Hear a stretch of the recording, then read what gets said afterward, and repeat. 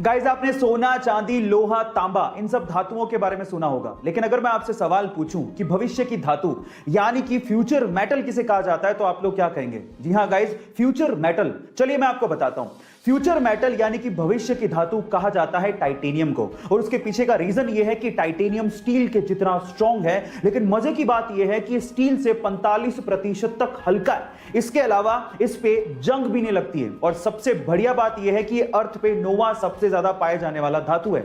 इसका मतलब इसकी अवेलेबिलिटी भी बहुत ज्यादा है, और इन्हीं सब प्रॉपर्टीज की वजह से आज टाइटेनियम को एरोस्पेस इंडस्ट्री में, स्पोर्ट्स इंडस्ट्री में, बिल्डिंग इंडस्ट्री में, और उसके अलावा surgical implants and equipment industry में भी यूज किया जा रहा है। गाइस, आपको टाइटेनियम के बारे में ये इंफॉर्मेशन कैसी लगी चैट सेक्शन में जरूर लिखिएगा। गाइस, जब भी आप किसी बाजार में से, रेस्टोरेंट के आगे से निकलते हो, तो आपने जनरली ये देखा होगा कि रेस्टोरेंट का कोई ना कोई लड़का आपके पास आके डिस्काउंट कूपन देता है और आपको कहता है कि रेस्टोरेंट में जब भी आप खाना खाएं तो ये डिस्काउंट कूपन दिखा दीजिएगा, आपको 20% डिस्काउंट मिलेगा या 30% डिस्काउंट मिलेगा।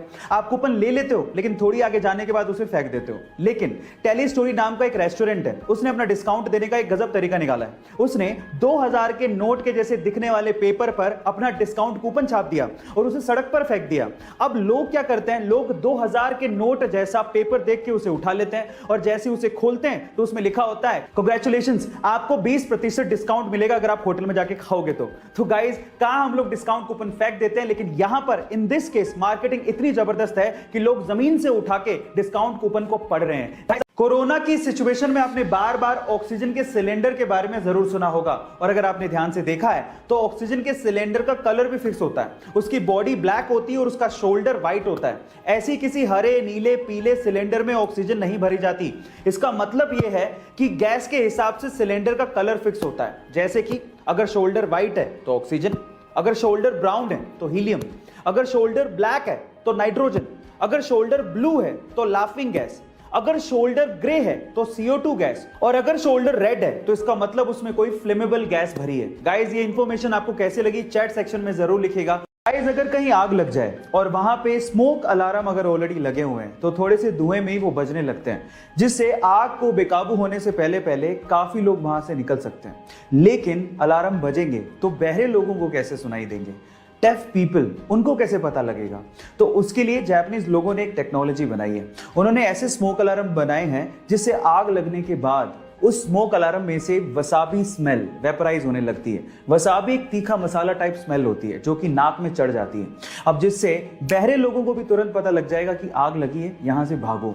इनफैक्ट गहरी नींद में सोया हुआ कोई इंसान होगा तो वो उसे भी जगा देगा।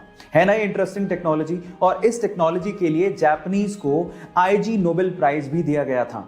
यहाँ 15 साल की उम्र में बच्चों को ये तक नहीं पता होता कि उन्हें जिंदगी में करना क्या है, वहीं 15 साल की छोटी सी उम्र में भारतीय मूल की अमेरिकन गीतांजलि राव ने कुछ ऐसा कर दिखाया है जिसे सुनने के बाद आपको भी प्राउड फील होगा।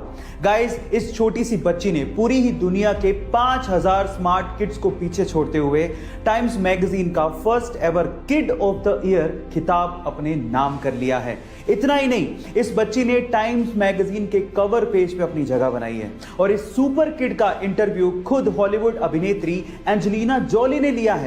गाइस, इतनी छोटी सी उम्र में ये बच्ची एक साइंटिस्ट और एक इन्वेंटर है, और इसने हाल ही में एक ऐप डेवलप किया है जो आपको साइबर बुलिंग से बचाता है। सो गाइस, इस सुपर किड के लिए एक हार्ट तो बनता है। आप में से बहुत सारे लोग हेल्थ कॉन्शियस होंगे और उसके लिए वो सुबह शाम जॉगिंग भी करते होंगे, लेकिन पूरी दुनिया में एक देश ऐसा है जहां पर जॉगिंग करना गैर कानूनी है।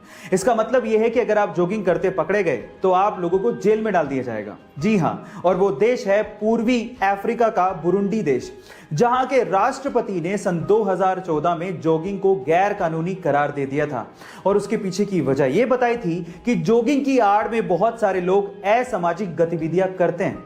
आपका इसके बारे में क्या ख्याल है चैट सेक्शन में लिखना मत भूलिएगा।